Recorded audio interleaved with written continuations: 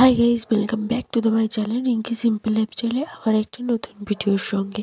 আজকে একটু বাড়িতে গেছিলাম। বাড়িতে যেহেতু অমাবস্যা পুজো ছিল, তো এখানে দেখো পুজো হচ্ছিল, তখন আরতি করছিল, তখন গেছি।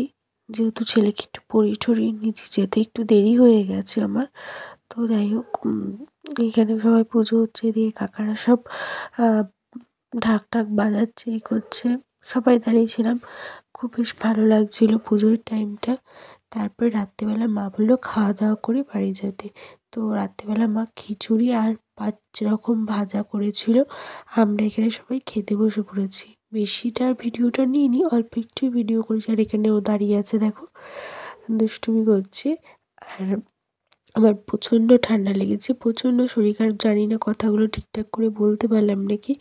যাই হোক, তোমরা ম্যানেজ করে নেবে। মানে ঠান্ডায় আমি ঠিক করে কথাও বলতে পারছি না। লাইক, কমেন্ট আর চ্যানেলটা সাবস্ক্রাইব করে দেবে। চলো, বাই।